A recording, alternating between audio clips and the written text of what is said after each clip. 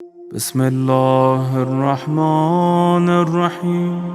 الشیطان الرجیم بسم اللہ الرحمن الرحیم الحمدللہ رب العالمین والصلاة والسلام علی محمد وآلہ اجمعین واللعنۃ الدائمۃ علی اعداء محمد وآل محمد اما بعد وفقنا اللہ وإیاکم للعلم والعمل الصالح انشاءاللہ تعالی.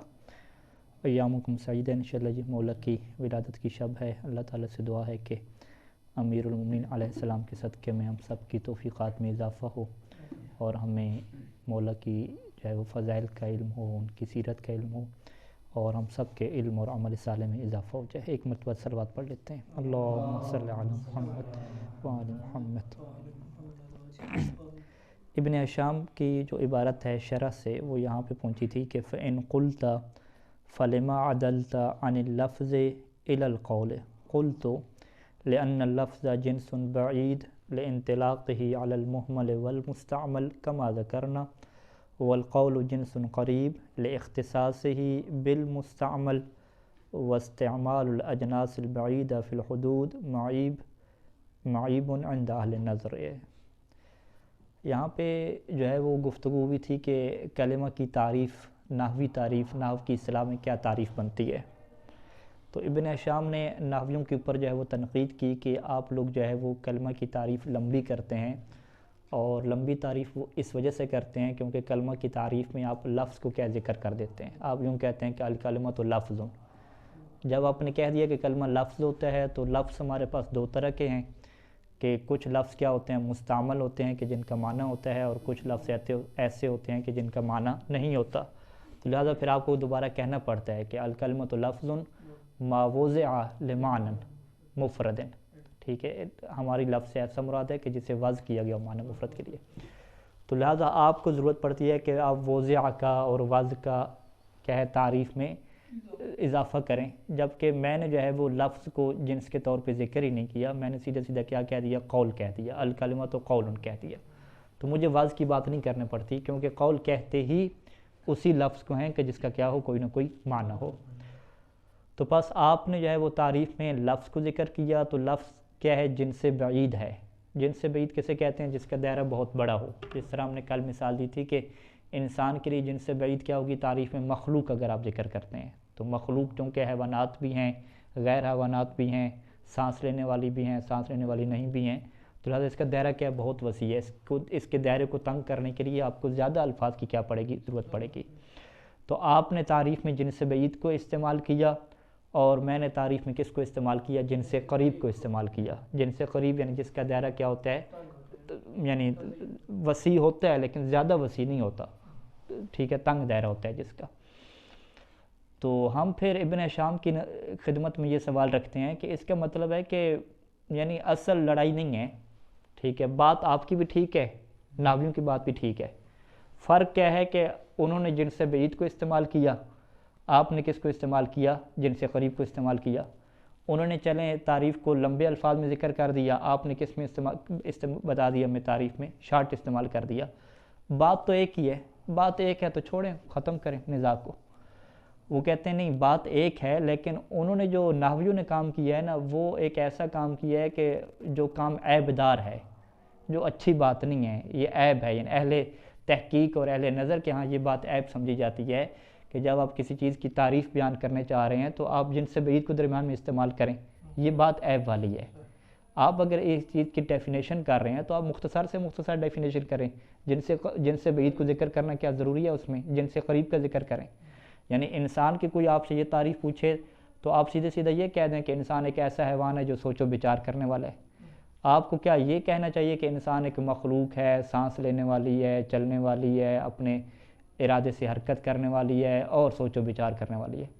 تو اس کا مطلب ہے جو آپ کام کر رہے ہیں بات ایک ہی ہے، نتیجہ ایک ہی نکلے گا، لیکن فرق یہ ہے کہ آپ نے جو کام کیا وہ کام اہل نظر، اہل تحقیق، اہل علم کی نگاہ میں کیا ہے؟ بڑا عیب والا کام ہے، اچھا کام نہیں ہے. اور جو میں نے کام کیا وہ اہل تحقیق کی جو ہے وہ نگاہ کے مطابق ہے اور عیب والا کام نہیں ہے. تو یہی کہیں گے کہ فَإِن قُلْتَ، اگر آپ مجھ سے یہ سوال پوچھیں گے کہ بھئی مطلب تو ایک ہی ہے نا دونوں کی باتوں کا، فَلِمَا عَدَلْتَ عَنِ اللَّفْظِ إِلَى الْقَوْلِ، تو آپ نے کلمہ کی تعریف میں لفظ سے عدول کیا. عدلتا کیا مطلب؟ پھر جانا. تو آپ لفظ سے پھرے اور کس کی طرف آگے؟ قول کی طرف آ گئے، تو یہ آپ نے عدول کیوں کیا جی؟ قل تو میں جواب دوں گا کہ لأن لفظ جنس بعید، کہ لفظ جن سے بعید ہے اور قول جن سے قریب ہے۔ جن سے بعید کیوں ہے؟ کیونکہ اس کا دائرہ کیا وسیع ہے، لانطلاق ہی، کیونکہ یہ استعمال ہوتا ہے کس کے اوپر؟ علی المہمل والمستعمل، لفظ مہمل کے اوپر بھی جس کا کوئی معنی نہیں ہوتا، اور مستعمل یعنی موضوع جس کا معنی ہوتا ہے، دونوں کے اوپر کیا ہے؟ استعمال ہوتا ہے، کما ذکرنا، جیسا کہ یہ بات ہم نے ذکر کی تھی۔ جبکہ والقول، یہ جو لفظ قول ہے یہ کیا ہے؟ جنس قریب، یہ کیا ہے؟ جن سے قریب ہے۔ جن سے قریب کیوں ہے؟ لاختصاصہ بالمستعمل، کیونکہ یہ خاص ہے کس کے ساتھ؟ مستعمل کے ساتھ، لہٰذا لفظ کا دائرہ وسیع ہو گیا کہ اس کے اندر مستعمل اور محمل دونوں آگے ہے، اور قول کا دائرہ کیا ہو گیا؟ تنگ ہو گیا کہ اس کے اندر فقط کیا آ گیا؟ مستعمل آ گیا۔ تو پھر نتیجہ کیا نکلا؟ سوال کے جواب کہتے ہیں یہ بات آپ کو پتہ چل گئی نا کہ انہوں نے جن سے بعید کا استعمال کیا، میں نے جن سے قریب کا استعمال کیا، تو پھر نتیجہ کیا دینا چاہتے ہیں؟ نتیجہ یہ ہے کہ وہ استعمال یا واستعمال الاجناس البعیدہ فی الحدود، حدود حد کی جمع ہے، حد منطقی نکاح میں کسے کہتے ہیں؟ تعریف کو، اور حدود میں اجناس سے بعیدہ کا استعمال کرنا معیب، عیب والا شمار ہوتا ہے، کس کے ہاں؟ عند اہل نظر، اہل نظر اہل تحقیق کے ہاں یہ عیب والا کام استعمال ہوتا ہے۔ تو لہٰذا جو دیگر نحویوں نے کیا وہ کام کیا ہے؟ معیب ہے، اس کے اندر عیب موجود ہے، بات ٹھیک ہے، نتیجہ ایک ہے، لیکن یہ حرکت جو ہے ان کی، یہ کام کیا ہے؟ یہ عیب والا ہے۔ اچھا یہاں پہ کیا ہے؟ کلمہ کی تعریف مکمل ہوئی، ابھی اس کی کیا ہے؟ اقسام کی طرف آ رہے ہیں۔ سعد یعنی جو اصل متن ہے وہ یہ ہے کہ وہ اسم و فعل و حرف، کہ اس کی تین قسمیں ہیں، اسم، فعل اور حرف، ٹھیک ہے جی۔ یہاں پہ جو اسم اور فعل اور حرف ہے اس کی تعریفیں وغیرہ ہمارے نزدیک کیا ہیں؟ واضح ہیں تقریباً، کہ ہم اسم کہتے ہیں ایک ایسا لفظ کہ جس کا اپنا کیا ہو؟ مستقل معنی کیا ہو؟ موجود ہو، اپنا معنی ادا کرنے کے لیے اسے فعل کی اور دیگر چیزوں کی جملے کی ضرورت نہ پڑتی ہو، اور فعل اسے کہتے ہیں کہ اس کا اپنا معنی بھی مستقل ہوتا ہے لیکن اس کے اندر زمانہ کیا ہے؟ پایا جاتا ہے، یا ماضی کا ہوگا یا حال استقبال کا ہوگا۔ اور حرف کسے کہتے ہیں؟ کہ جس کا اپنا مستقل معنی نہیں ہوتا، مستقل معنی سمجھ ہی تبھی آتا ہے کہ جب آپ جملہ لکھیں گے، پھر آپ کو سمجھ آئے گا کہ یہ جو بندہ سے کہہ رہا ہے، سے کیا مطلب کہہ رہا ہے، انگلش والا سے کہہ رہا ہے، اردو والا سے کہہ رہا ہے، تو وہ کہے گا کہ میں نجف سے چلا کربلا کی جانب، تو وہ کہے گا اچھا یہ والا آپ سے کہہ رہے تھے، تو اس کا مطلب ہے کہ معنی آپ کو تب سمجھ آئے گا حرف کا جب ایک جملے کا کیا سہارا لیا جائے گا۔ اچھا یہاں پہ جو حرف ہے اس حرف سے کیا مراد ہے؟ ٹھیک ہے، اس حرف سے مراد حرف تہجی نہیں ہے، حروف تہجی الف با تا، اس حروف تہجی کو کیا کہتے ہیں؟ حروف المبانی بھی کہتے ہیں۔ حروف مبانی کیا مطلب؟ کہ جن حروف کا کام کیا ہے؟ اسم، فعل اور حرف بنانا، ٹھیک ہے۔ اس حرف سے کیا مراد ہے؟ حروف المعانی مراد ہے، یعنی ایک ایسا حرف کہ جس کا اپنا کیا ہوتا ہو؟ معنی ہوتا ہو، بھلے وہ معنی کیا ہے؟ مستقل حیثیت نہیں رکھتا، وہ معنی تبھی کمپلیٹ ہوتا ہے کہ جب آپ کیا ذکر کریں گے؟ ایک جملے کا کیا کریں گے؟ آپ ذکر کریں گے، ٹھیک ہو گئے جی۔ تو لہٰذا جب ہم کہتے ہیں کہ کلمہ کی تین قسمیں ہیں، اسم، فعل اور حرف، تو اس میں حرف سے مراد ہماری حروف تہجی اور حروف مبانی نہیں ہوتے، بلکہ اس حرف سے مراد ہماری کیا ہوتی ہے؟ حروف معنی ہوتے ہیں، ٹھیک ہے، حروف معنی استعمال ہوتے ہیں۔ تو پھر یہ جو حروف تہجی ہیں یہ کس میں جائیں گے؟ ہم کہیں گے یہ کلمے کے کھاتے میں آتی نہیں ہیں۔ کلمے کھاتے میں کیوں نہیں آتے؟ کیونکہ کلمہ کی تعریف کیا تھی؟ قول المفرد۔ قول مفرد کیسے کہتے ہیں؟ یعنی ایسا لفظ جس کا کوئی معنی ہو، تو الف با تا کا کیا معنی ہے؟ کوئی معنی بھی نہیں ہے۔ تو لہٰذا یعنی اگر آپ سے کوئی آپ کو کوئی مطلب یوں کر کے پھنسا ہے، ٹھیک ہے، وہ سوال کرے، وہ کہے کہ ہاں بھئی کلمہ کی تعریف کیا ہے؟ آپ کہیں گے کہ کلمہ ایسے لفظ کو کہتے ہیں کہ جس کا کوئی نہ کوئی معنی ہوتا ہے۔ کہتے ہیں اچھا تو کلمے کی قسمیں کتنی ہیں؟ آپ کہیں گے تین قسمیں۔ کہیں گے تیسری قسم کون سی؟ آپ کہیں گے حرف۔ اچھا حرف ہے نا، اب اپنی بات پہ پکا رہنا، حرف کس کی قسم ہے؟ کلمے کی قسم ہے۔ وہ کہے گا کہ الف با تا سا یہ حرف ہیں یا حرف نہیں ہے؟ آپ کہیں گے حرف ہیں۔ کہتے ہیں حرف ہیں تو اس کا معنی دکھاؤ، ٹھیک ہے، اس کا معنی ہوتے ہی نہیں ہے، تو اس کا مطلب ہے یہ پھر کلمے کی قسم نہ ہوئی حرف۔ تو آپ جواب کیا دیں گے کہ کلمے کی قسم جو ہم حرف کہتے ہیں اس حرف سے مراد کیا ہوتی ہے؟ حروف تہجی مراد نہیں ہوتے، اس سے مراد کیا ہوتے ہیں؟ حروف معنی مراد ہوتے ہیں، جن کا کوئی معنی نہیں ہوتا۔ اور یہ جو ابھی آپ ہمیں کہہ رہے ہیں الف با تا وغیرہ، یہ کلمہ کی قسم ہے ہی نہیں، ٹھیک ہے، یہ تو کلمہ ہی نہیں ہے، آپ کہیں گے سرے سے یہ کلمہ ہے ہی نہیں، واضح۔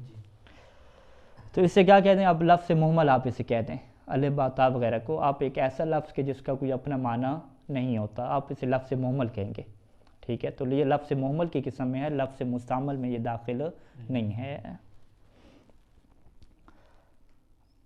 اب شرح میں آ جائیں کہ لما ذکر تو حد الکلمات، جب میں نے کلمہ کی حد کو بیان کر دیا تو بیان تو یہ میں نے بیان کر دیا کہ انہا جنسن، کہ کلمہ جنس ہے، تحتہ ثلاثت انواع، اور اس کے نیچے کتنی ہیں؟ 3 انواع آتی ہیں۔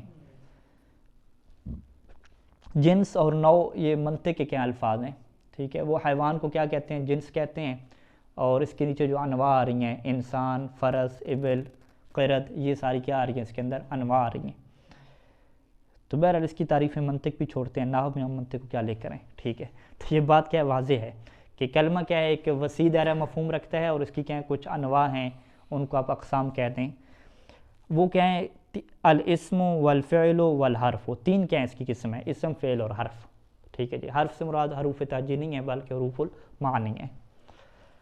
اب اس کے بعد جو ہے وہ یہ گفتگو شروع ہو جاتی ہے نحو میں کہ بھئی کلمہ کی 3 قسمیں ہیں، 4 کیوں نہیں ہیں، ٹھیک ہے؟ یعنی 3 پہ راضی نہیں ہیں، چوتھی 5ویں کے چکر میں بھی رہتے ہیں۔ تو دلیل آپ کی کیا ہے کہ آپ نے کیوں یہ دعویٰ کر دیا کہ اس کی 3 قسمیں ہیں، ٹھیک ہے؟ اس کے 2 دلائل دیے جاتے تھے۔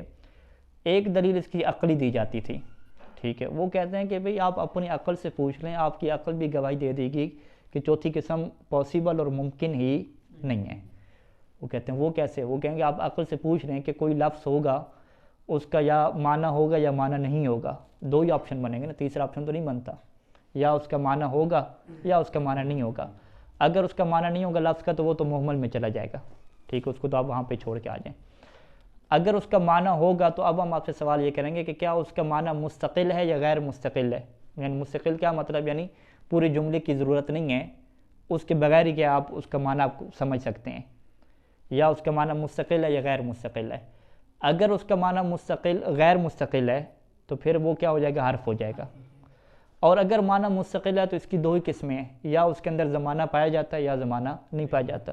اگر زمانہ پایا جاتا ہے تو فعل ہو جائے گا، اگر زمانہ نہیں پایا جاتا تو اسم ہو جائے گا۔ آپ کہیں گے آپ عقلی طور پہ سوچیں کیا کوئی چوتھی بن سکتی ہے؟ نہیں بن سکتی، چوتھی وہ لفظ محمل ہے، وہ تو ویسی کلمہ میں آتی نہیں ہے۔ تو عقل بھی کیا یہ گواہی دے رہی ہے، لیکن یہاں پہ ابن ہشام نے عقل کی دلیل کو ذکر نہیں کیا۔ ابن ہشام نے یہ کہا ہے کہ ہم عقل کی بجائے دلیل استقراء آپ کو بیان کریں گے۔ استقراء کسے کہتے ہیں؟ چھان بین کرنا، تلاش کرنا، ٹھیک ہے جی؟ یعنی ہم ابن ہشام سے سوال کریں گے کہ بھئی آپ نے کلمہ کی 3 اقسام کیوں بیان کی، چوتھی کیوں نہیں بیان کی؟ وہ ہمیں کیا سیدھا جواب دیں گے؟ ان کے جاؤ ڈھونڈ کے لے آؤ چوتھی، ٹھیک ہے؟ سیدھا کہیں گے کہ جاؤ آپ ڈھونڈو، ٹھیک ہے؟ قرآن مجید آپ کے پاس ہے، عربی کلام آپ کے پاس ہے، کلام عرب آپ کے پاس موجود ہے، جاؤ ڈھونڈ کے لے آؤ، ملتی ہے تو لے آؤ، ہمیں کیا پرابلم ہے، ٹھیک ہے؟ تو یعنی گویا کہ ابن ہشام کہتے ہیں کہ میری عقل کو کوئی پرابلم نہیں ہے، ٹھیک ہے؟ میں یہ نہیں کہتا کہ میری عقل یا آپ کی عقل کو کوئی پرابلم نہیں ہے، آپ چوتھی قسم لے آئیں تو میں قبول کر لوں گا۔ تو لہٰذا وہ کہتے ہیں کہ استقراء دلیل ہے کہ ہم نے کلام عرب میں تتبع کی، تحقیق کی، جستجو کی، اور ان تینوں کے علاوہ چوتھی قسم ہمیں ملی ہی نہیں ہے۔ اگر ہوتی تو ملتی، ٹھیک ہے؟ اگر ہوتی تو ملتی، کیونکہ یہ کیا ہے؟ کوئی نظر غیب والی چیز تو نہیں ہے نا کہ جو ہمیں نظر نہ آتی ہو، ٹھیک ہے؟ تاکہ آپ کہیں کہ اگر ہوا ہوتی تو نظر آتی، اس طرح کی چیزیں تو نہیں ہیں، لکھی ہوئی چیزیں ہیں نا، کلام عرب کی ظاہری چیزیں ہیں، یعنی محسوسات میں سے ہے۔ محسوسات کا تعلق کیا ہوتا ہے کہ جب آپ تجربہ کرتے ہیں اور آخر پہ ثابت ہوتا ہے کہ نہیں ثابت ہوا تو اس کی فوراً کیا ہو جاتی ہے؟ نفی ہو جاتی ہے۔ تو آپ کہہ رہے ہیں کہ کلام عرب میں ہمارے پاس 3 چیزیں ہیں، ایک قرآن مجید ہے، حدیث نبوی ہے، اور جاہلیت کا کلام ہے۔ سارا کلام آپ کے پاس پڑا ہوا ہے، آپ تحقیق کریں، تتبع کریں، فحص کریں، چوتھی مل جائے تو لے کر آ جائیں، چوتھی آپ کو ملی نہیں ہے تو آپ پھر مان جائیں کہ چوتھی نہیں ہے اور ساری کی ساری کیا ہیں؟ 3 ہی ہیں۔ اس دلیل کو کیا کہتے ہیں؟ دلیل استقراء کہتے ہیں۔ استقراء کی پھر 2 قسمیں ہوتی ہیں۔ دلیل استقراء منطق میں جو تام ہوتی ہے اور مکمل ہوتی ہے وہ استقراء تام ہوتی ہے۔ استقراء تام مطلب کیا کہ مکمل تحقیق کرنا، کمپلیٹ، یعنی اگر کلام عرب کی جو ہے وہ فرض کریں کہ 500 جلدیں ہیں تو 500 جلدوں میں کیا کرنا؟ سرچ کرنا، ٹھیک ہے؟ تب وہ کیا ہوگا؟ استقراء تام کہلائے گا۔ استقراء ناقص کیا مطلب ہے کہ 1-2 دکانوں کے دیکھ کے آ جانا، کہا کہ نہیں ملی، ٹھیک ہے؟ یہ کیا ناقص ہے۔ استقراء ناقص کبھی دلیل نہیں بنتی، استقراء تام کیا ہوتی ہے؟ دلیل ہوتی ہے۔ اور یہاں پہ ابن ہشام کی مراد بھی کیا ہے؟ استقراء تام ہے۔ انہوں نے تام کیا مطلب کہ ہم نے جو ہے وہ ساری زندگی گزاری اسی میں، ٹھیک ہے، کلام عرب کو پڑھتے رہے، ناول پڑھتے رہے، دیوان پڑھتے رہے، قرآن اور حدیث نبوی پڑھتے رہے، ہمیں تو آج تک کیا ہے کوئی چیز نظر نہیں آئی چوتھی کے علاوہ. تو یہ استقراء کیا ہو گیا؟ استقراء تام ہو گیا.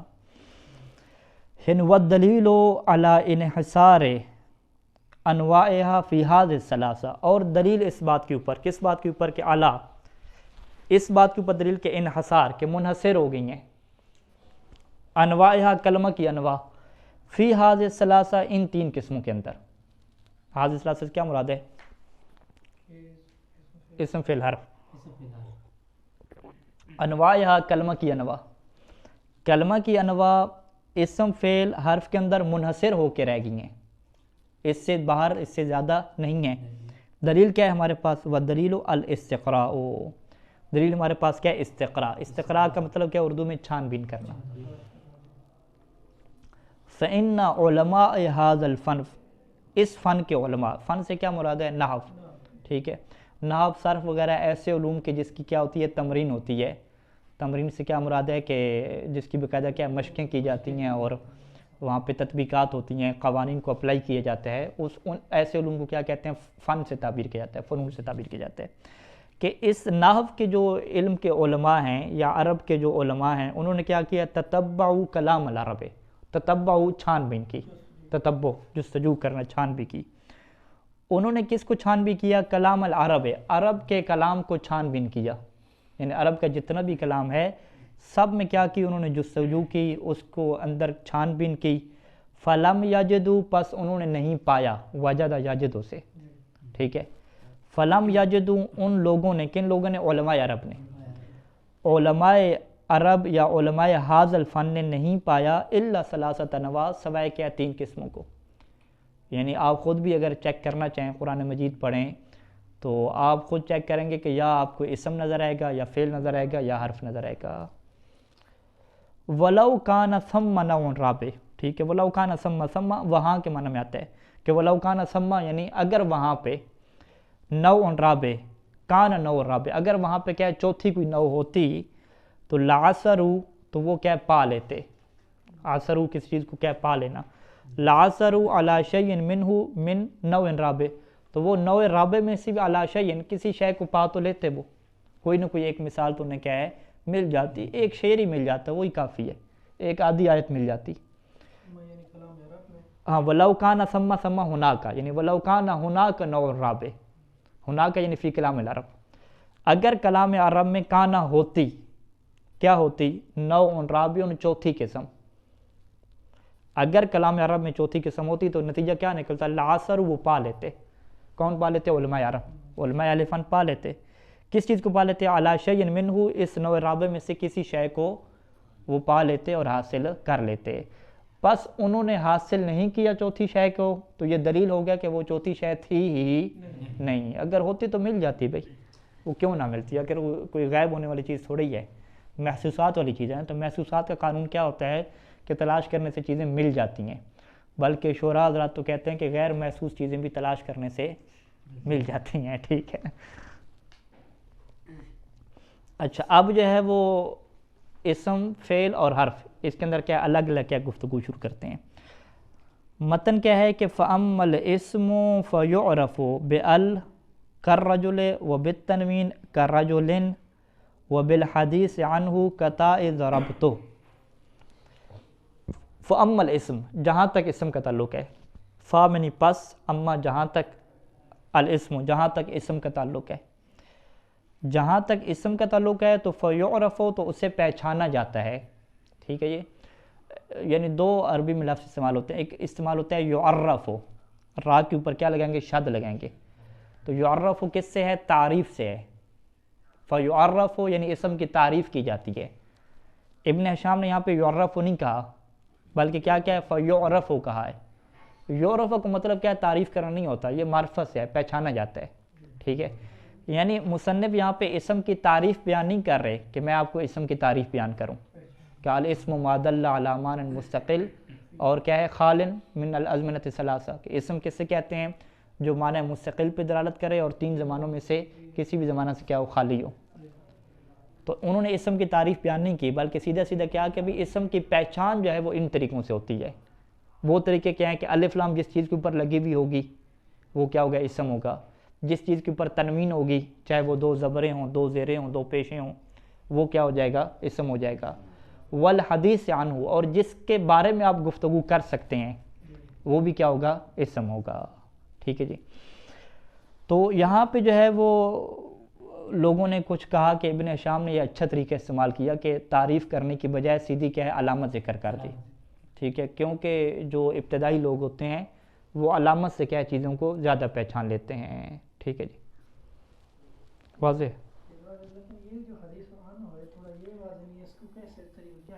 ہاں، حدیث عنہ آئے گی نا انشاءاللہ، آئے گی حدیث عنہ کے بارے میں گفتگو آئے گی انشاءاللہ، وہاں پہ ہم تفصیل سے بیان کریں گے۔ حدیث عنہ یہ ایک ایسی علامت ہے کہ اس کو کہتے ہیں انفع العلامات، اسم کی سب سے جو بہترین علامت ہے نا، نفع بخش، وہ یہی علامت ہے آخری جو ہے، اور اس علامت کو کہتے ہیں معنوی علامت ہے۔ یہ اس کا تعلق معنی سے ہے، ظاہری لفظوں سے نہیں ہے، حرفوں سے نہیں۔ ہاں، مسند الیہ واقع ہونا، ٹھیک ہے، مسند الیہ واقع ہوتا ہے اسم، اس کی طرف آپ نسبت دیتے ہیں، اس کے بارے میں گفتگو کرتے ہیں، اس کی آپ غیبت کر سکتے ہیں۔ ٹھیک ہے، یہ اسم کی علامت ہے کہ جس کے بارے میں گفتگو ہو سکتی ہے۔ فعل کے بارے میں آپ کوئی گفتگو نہیں کر سکتے۔ مثلا اس نے جو مارا ہے، ٹھیک ہے، اس کا مارنا، آپ کہیں گے کہ اس کا مارنا بڑا زبردست تھا، تو مارنا آپ بنائیں گے نا، تو مارنا کیا ہو جائے گا؟ مصدر میں کنورٹ ہو جائے گا۔ پھر مصدر کیا نہیں، مصدر اسم ہوتا ہے نا، مصدر تو اسم ہوتا ہے۔ پھر بھی اسم ذات کا اسم نہیں ہے، اسم بھی 2 طرح کے ہیں۔ ذات کیا مطلب؟ یعنی بندوں کا نام ہو گیا، یہ پھر بھی کیا ہے؟ مصدر ہو گیا۔ تو یعنی آپ کبھی بھی گفتگو کریں گے تو آپ ہمیشہ مصدر بنا کے گفتگو کریں گے۔ اس کا مارنا اچھا تھا، اس کا پڑھنا اچھا تھا، وہ مار رہا ہے اچھا تھا، یوں آپ نہیں کہہ سکتے۔ یا تو بندہ اچھا ہوگا یا اس کا مارنا اچھا ہوگا۔ وہ مار رہا ہے، یہ جو فعل ہے پورا، یا وہ مارتا تھا، وہ مارے گا، اس کے بارے میں آپ گفتگو نہیں کر سکتے۔ تو لہٰذا یہ کہتے ہیں بہترین علامت ہے کہ جس کے بارے میں آپ گفتگو کر سکتے ہیں وہ چیز آپ کو کلام عرب میں فقط اسم میں ملے گی، چاہے وہ ذات کا نام ہو جیسے انسان، حیوان وغیرہ ہیں، یا کیا ہو؟ مصدر ہو، کوئی صفت ہو، اس طرح کی بات ہو۔ انشاءاللہ اس کی وضاحت کیا آخر پہ آئے گی، مصنف خود کریں گے۔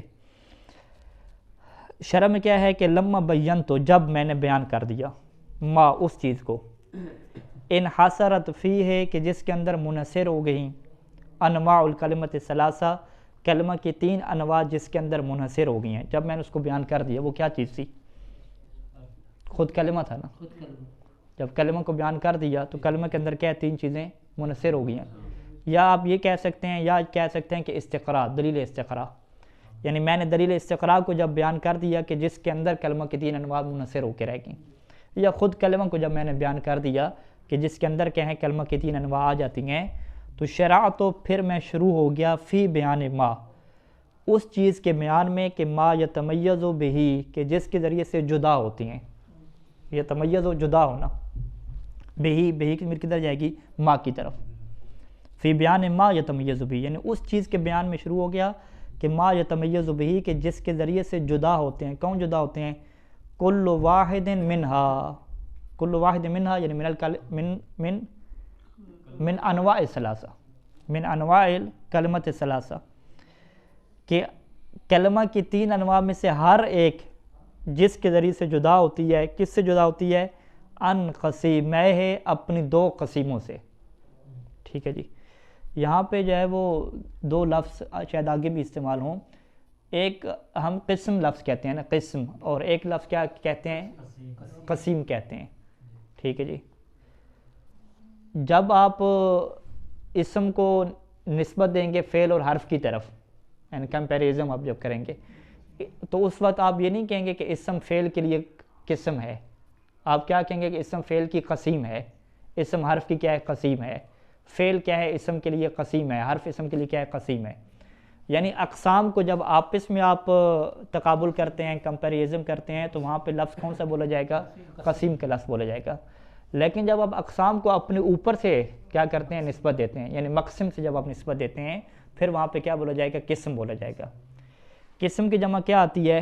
اقسام آتی ہے، اور قسیم کی جمع اقسمہ آتی ہے، اقسمہ۔ آپ یہ تو کہہ سکتے ہیں کہ کلمہ کی 3 اقسام ہیں، یہ نہیں کہہ سکتے کہ کلمہ کی 3 اقسمہ ہیں، اقسمہ نہیں کہہ سکتے، بلکہ آپ کیا کہیں گے کہ اسم کی کیا ہیں، کتنی اقسمہ ہیں؟ اقسمہ تو 3 ہوتی ہیں، بلکہ آپ کیا اقسمہ بھی نہیں، آپ قسیمین کہیں گے، آپ کہیں گے اسم کی کیا ہیں 2 قسیمین ہیں، ٹھیک ہے جی۔ فعل کی کتنی قسیمین ہیں؟ 2 قسیمین ہیں، حرف کی بھی کیا ہیں 2 ہیں۔ کلمہ کی 3 اقسام ہیں اور ان میں سے ہر ایک کی جو آپس میں اقسمہ ہیں، اقسمہ کا وجود نہیں ہے بلکہ قسیمین ہیں، تو لہٰذا یہاں پہ لفظ کیا استعمال کیا کہ کل واحد منہا، کہ ان 3 انواع ثلاثہ میں سے ہر ایک جدا ہو جاتا ہے اس علامت کے ذریعے سے جو ہم بیان کرنے جا رہے ہیں۔ کس سے جدا ہو جاتا ہے؟ ان قسیمہ ہے، اپنی 2 قسیموں سے کیا جدا ہو جاتا ہے۔ تو یہاں پہ لفظ کیا تھا؟ قسیمین تھا اصل میں، قسیمان کی حالت جری کیا قسیمین بنائی تو نون کیا گر گئی۔ لِتَتِمَّ فَائِدَةُ مَا ذَكَرْتُهُ، تو یہ علامت میں کیوں بیان کر رہا ہوں؟ تاکہ اس کا فائدہ تام ہو جائے کہ ما ذکرتہ، جو میں نے کیا ذکر کیا تھا، میں نے فقط کلمہ کا ذکر کیا، تو اس کا فائدہ کب کمپلیٹ ہوگا؟ کہ جب میں ہر ایک اقسام کی علامات کو بھی کیا کروں گا؟ ذکر کروں گا۔ فَذَكَرْتُ لِلْإِسْمِ ثَلَاثَ عَلَامَاتٍ، تو میں نے اسم کی 3 اقسام کیا یہاں پہ ذکر کی ہیں، الف لام، تنوین اور حدیث عنہ۔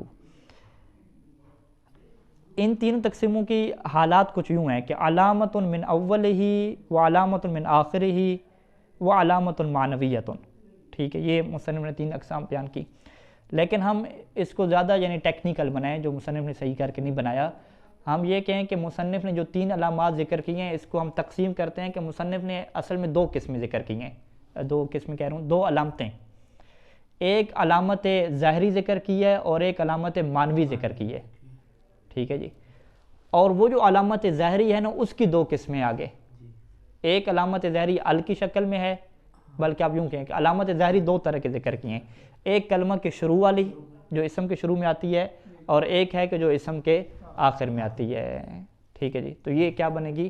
تقسیم شجرہ بنے گا۔ اوپر آپ کیا لکھیں گے؟ علامت ظاہری اور علامت معنوی، اور علامت ظاہری کی 2 قسم کریں گے، من اول ہی اور دوسری کیا ہے؟ من آخر ہی۔ تو علامت ظاہری کی پہلی قسم کیا ہے کہ علامت من اول ہی یا علامتن من اول ہی، ذکرتو کا مفعول بنائے کہ علامتن من اول ہی، ایک علامت کیا ہے؟ من اول ہی، جو اسم کے کیا ہے؟ شروع میں آتی ہے، وہ کیا ہے؟ الف اور لام ہے، ٹھیک ہے جی۔ کل فرس والغلام، جیسے فرس لفظ تھا تو الفرس کہہ دیا، غلام تھا تو کیا ہے؟ الغلام کہہ دیا۔ تو یہ آپ فعل کے اوپر بھی الف لام نہیں لگا سکتے۔ الضرب کب جب کہیں گے تو ضرب کیا ہو جائے گا؟ مصدر ہو جائے گا۔ حرف کے اوپر بھی آپ الف لام نہیں لگا سکتے۔ تو الف لام ایک ایسی چیز ہے جو فقط خاص ہے کس کے ساتھ؟ اسم کے ساتھ، چاہے اسم صفت ہو، مصدر ہو، جو بھی ہو۔ وعلامت من آخر ہی، اور ایک میں نے علامت ذکر کی جو دوسری علامت ہے ان کی ترتیب کے مطابق، اور علامت ظاہری کی کیا ہے؟ دوسری علامت ہے تنوین، وہ کیا ہے؟ من آخر ہی، من آخر الاسم، جو اسم کے کیا ہے؟ آخر پہ آتی ہے، جو کہ کیا ہے؟ تنوین ہے۔ تنوین کی تعریف کیا ہے جی؟ ٹھیک ہے جی، تنوین میں کہتے ہیں کہ تنوین نون ہوتی ہے، تنوین کی جب تعریف کرتے ہیں کہتے ہیں تنوین نون ہے، ٹھیک ہے، نون ینون تنوین یعنی نون دینا، تو ہم کہتے ہیں نون نظر تو نہیں آتی، وہ کہتے ہیں نظر نہیں آتی کیا مطلب؟ یعنی آپ لکھتے نہیں ہیں لیکن پڑھتے تو آپ ہیں، ٹھیک ہے۔ زیدن میں آپ نے زیدن میں آپ کیا فرق کریں گے؟ دال کے بعد نون پڑھ رہے ہیں یا نہیں پڑھ رہے؟ اگر زید 2 ہوتا تو پھر آپ نون نہیں پڑھ رہے نا، زیدن میں آپ نون پڑھ رہے ہیں۔ اس کے مطلب کیا ہے کہ تنوین کی تعریف کیا ہوگی کہ تنوین نون ساکن ہوتی ہے، ایسی نون ساکن ہوتی ہے کہ جو آپ کے خط میں تو نہیں آتی لیکن لفظ تلفظ میں کیا آتی ہے۔ تو لہٰذا ہم تعریف تنوین کیا کریں گے کہ ہر وہ نون ساکن جو زبان کے اوپر آتی ہے، لفظ کی شکل میں آتی ہے لیکن خط کی شکل میں نہیں آتی، ٹھیک ہے جی۔ اور وہ جو نون ہے وہ کلمے کا اپنا حصہ بھی نہیں ہوتی، زائدہ ہوتی ہے، یعنی زید جو ہے یہ زا یا اور دال سے بنے، ضرب زاد را اور با سے بنے، نون ساکن اس کا کوئی حصہ نہیں ہے، زائدہ ہے بالکل، ٹھیک ہے جی۔ وَهُوَ نون زائدۃ، یہ نون زائدہ ہوتی ہے۔ دوسری کیا ہے چیز ہے؟ ساکنۃ، ساکن ہوتی ہے۔ تیسری کیا ہے کہ تلحق الآخرہ لفظاً، جو لفظ کے آخر میں کیا ہے؟ نہیں، تلحق الآخرہ جو اسم کے آخر میں لگتی ہے۔ اب لفظاً لا خطاً، اس کو یوں پڑھیں گے، یعنی یہ حالت کو بیان کر رہی ہے، ٹھیک ہے جی۔ تلحق آخرہ لفظاً لا خطاً، لفظ کی شکل میں لگتی ہے، خط کی شکل میں نہیں لگتی، ٹھیک ہے۔ اصل میں جو ہم کہتے ہیں نا، جو چیز ہم لکھ رہے ہوتے ہیں تو ہم اسی بھی کیا کہتے ہیں، لفظ ہی کہہ دیتے ہیں، ٹھیک ہے۔ جبکہ عربی زبان میں جو لفظ ہے، لفظ کا مطلب کیا ہوتا ہے، پھینکنا، ٹھیک ہے۔ جو آپ چیز منہ سے پھینکتے ہیں لفظوں کی شکل میں، اسے لفظ کہتے ہیں، ملفوظ، یعنی جس کی چیز کو پھینکا جا رہا ہو۔ تو یعنی جو چیز بولی جا رہی ہو اسے وہ کیا کہتے ہیں، لفظ کہتے ہیں۔ جو چیز لکھی جا رہی ہے اسے کتابت کہتے ہیں یا اسے خط کہتے ہیں۔ تو بس لفظ کا تعلق کس سے ہے، تلفظ سے ہے، تلفظ یعنی جس چیز کا آپ کر رہے ہیں۔ یعنی تلحق الآخرہ کہ وہ نون اسم کے آخر پہ لگتی ہے، لیکن وہ کیسے لگتی ہے، لفظاً لگتی ہے، یعنی تلفظ کے ساتھ لگتی ہے، لا خطاً، لیکن خط کی شکل میں اور کتابت کی شکل میں کیا نہیں لگتی۔ اور اس کے اندر کیا خصوصیت ہوتی ہے، لغیر توکید، اور وہ نون تاکید کے لیے بھی نہیں آتی، ٹھیک ہے۔ یعنی بڑی لمبی تعریف مصنف نے کیا ذکر کی۔ اگر ہم کہیں کہ بھی شارٹ کٹ تعریف آپ کریں تنوین کی، شارٹ کٹ تعریف کیا ہے کہ نون ساکنہ جو لفظوں میں ہو کتابت میں نہ ہو، تو یہ بات پوری ہو جائے گی، ہم کہیں گے ہاں بات پوری ہو جائے گی۔ لیکن مصنف نے دو چیزوں کا اضافہ کیا ہے۔ کون کون دو چیزیں، ایک لغیر توکید جو آخر پہ لکھی ہوئی ہے، اور ایک شروع میں کیا کیا، نون زائدہ کا، ٹھیک ہے جی۔ تو اس کا مطلب ہے، ٹھیک ہے، مصنف کوئی ہم جیسے تو نہیں ہے نا، سارے کلام عرب پڑھے ہوئے، اس کا مطلب ہے کہ یہ جو ہم تنوین کی تعریف کرتے ہیں کہ وہ نون جو ساکن ہو، جو لفظوں میں آئے لکھنے میں نہ آئے، یہ تعریف کیا ناقص ہے۔ یعنی ایسی نون ہمارے پاس موجود ہے لیکن اسے آپ تنوین نہیں کہیں گے، ٹھیک ہے۔ ایسی نون جس کے اوپر ہماری تعریف فٹ آتی ہے اسے پھر بھی کیا لوگ تنوین کیا نہیں کہتے۔ اس کی کیا وجہ ہے کہ کچھ نون ہمارے پاس ایسی ہیں جو تاکید کے لیے کیا لکھی جاتی ہیں، جو نون تاکید کے لیے لکھی جا رہی ہے اسے تنوین نہیں کہا جاتا، ٹھیک ہے۔ تاکید کے لیے کیسے لکھی جاتی ہے، مثلا ہم یہ کہتے ہیں کہ ضربن میں مثلا ہے، ضربن میں جو ہے وہ تنوین ہم نے لکھی ہوئی ہے آخر پہ، لکھی ہوئی تو نہیں ہے، پڑھ رہے ہیں ہم، ٹھیک ہے۔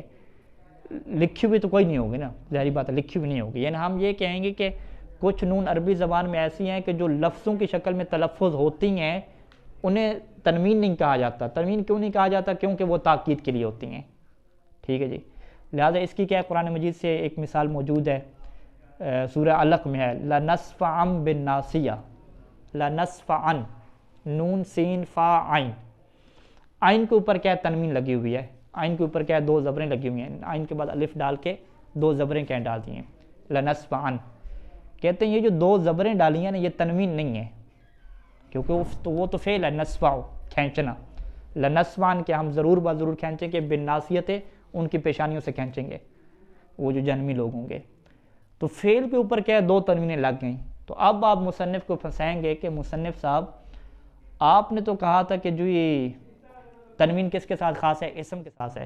قرآن مجید میں میرے خیال میں سورہ علق ہے، اس میں آیت موجود ہے لَنَصْفَعًا بِالنَّاصِیَةِ، تو نصفعًا میں تو فعل کے اوپر کیا تنوین لگ چکی ہے، تو وہاں پہ مصنف کہیں گے کہ یہ جو تنوین آئی ہے یہ تنوین نہیں ہے، یہ نون تاکید ہے، ٹھیک ہے۔ تنوین کی تعریف اس کے اوپر فٹ نہیں آتی، کیونکہ تنوین کی تعریف میں نے کیا ہے لغیر توکید کا کیا کیا تھا، اضافہ کیا تھا۔ ہاں، یعنی جو تاکید کے لیے نہیں ہوگی وہ تنوین ہوگی، جو تاکید کے لیے ہوگی وہ تنوین نہیں ہوگی، اسے تنوین نہیں کہا جائے گا، اسے نون تاکید کہیں گے۔ اب نون تاکید ہوگی تو وہ لکھ کیوں نہیں رہا، کہیں گے ٹھیک ہے کلام عرب میں ایسا چلتا ہے کہ نون تاکید کیا ہے بغیر لکھی ہوئی بھی آ جاتی ہے، لکھی بھی جاتی ہے اور نہیں بھی لکھی، ہاں لکھی بھی جاتی ہے اور نہیں بھی لکھی جاتی۔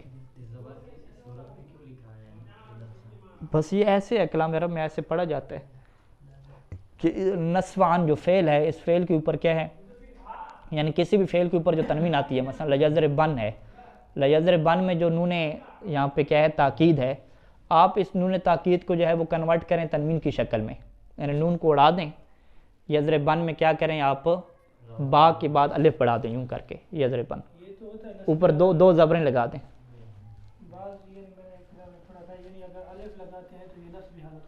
نسبی حالت کو ظاہر کرتی ہے، تنوین اسے ہم کہتے ہیں نا، تو جب تنوین کہیں گے تو فعل کے اوپر تنوین آ گئی، پھر تو فعل کے اوپر تو تنوین آتی نہیں ہے، ٹھیک ہے، تو یہ پھر قاعدہ غلط ہو جائے گا نا، پھر آپ کیا کہیں گے کہ یہ تنوین نہیں ہے۔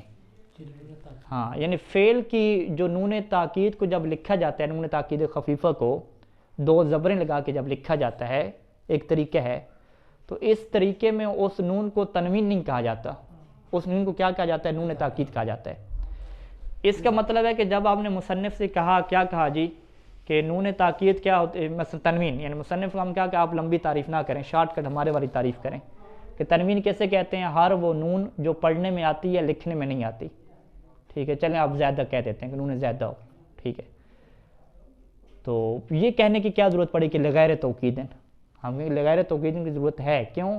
کیونکہ اس طرح کی نون تاکید والی بھی ہوتی ہے کہ جو پڑھنے میں آتی ہے لیکن لکھنے میں نہیں آتی، لیکن وہ تنوین نہیں ہوتی بلکہ نون تاکید ہوتی ہے، ٹھیک ہے؟ نون تاکید یعنی جو تاکید والی نون فعل کے اوپر آتی ہے اس کو اس طریقے سے بھی لکھ دیتے ہیں جس طرح قرآن مجید میں کیا لکھی ہوئی ہے، ٹھیک ہے؟ واضح؟ تو لہٰذا یہ جو لغیر توکیدن ہے یہ اہم کیا ہے، اس کا نقطہ تعریف کا ہے، اس کو کیا ہمیں ساتھ رکھنا پڑے گا۔ اگر اسے زائد کر دیتے ہیں انہوں نے توکید نہ کہتے، کیونکہ اور باقی نون جو ہے یا توکید کے لیے آئے گی یا توکید کے لیے نہیں آئے گی، زائد ہوگی۔ زائد سے کیا مراد ہے؟ یعنی اس فعل کا اپنا حصہ، یعنی اس اسم کے اپنے حروف میں شمار نہ ہونا۔ تو نون تاکید بھی تو زیادہ ہی ہوتی ہے نا، فعل کا حصہ تو نہیں ہوتی نا۔ تاکید کے لائے جاتی ہے تو نہیں ہے زائد، اس کا اگرچہ کہہ رہے ہیں معنی تو ہے نا اس کا نا تاکید والا، مطلب کہ نون تاکید معنی تو زیادہ نہیں ہے، لفظ اگرچہ ہے، یعنی آپ زائد سے کیا مراد لے رہے ہیں؟ مثلا نون تاکید جو داخل ہوتی ہے، جو داخل ہو اور زائد ہو، زائد کیا مطلب؟ یعنی اس میں جو ہے یعنی زیادہ کہہ دیں، زیادہ ہو، یعنی زیادہ کیا مطلب؟ یعنی معنی میں زیادہ نہ ہو۔ معنی میں تاکید کے لیے آتی ہے نا، اس کا حصہ تو نہیں ہوتی، یہ بات۔ لفظ یعنی سے زیادہ ہو، یعنی نون تاکید کو آپ زیادہ کہیں گے یا نہیں کہیں گے؟ ہاں وہی نون تاکید یعنی یہ ہے کہ نون تاکید جو آتی ہے صرف زیادہ اگر کہہ دیں، یعنی یہ جو اعراب والا ہے جو نون ساکن ہوتا ہے، اگر یہ صرف زیادہ کہہ دیں نون تاکید نہ کہیں تو کیا ایسا کہنا صحیح نہیں ہے؟ ہاں اگر زیادہ سے کہہ دیں کہ نون تاکید کے یعنی ہاں ہاں کہنا بڑا یہ ہاں لغیر توکید کے کہنا ہے، فقط اتنا کہ نون زائدہ ہو، تو نون زائدہ ہو تو وہ جو تاکید والی آ رہی ہے اس سے آپ تنوین کہیں گے یا کیا کہیں گے؟ وہ بھی تو زیادہ ہی ہوتی ہے۔ وہ بھی زیادہ ہی ہوتی ہے نا، مانن کے لحاظ سے، یعنی وہ ہوتی نہیں ہوتی، یعنی مانن کے لحاظ سے نہیں ہوتی نا، معنی کے لحاظ سے اصل ہوتی ہے۔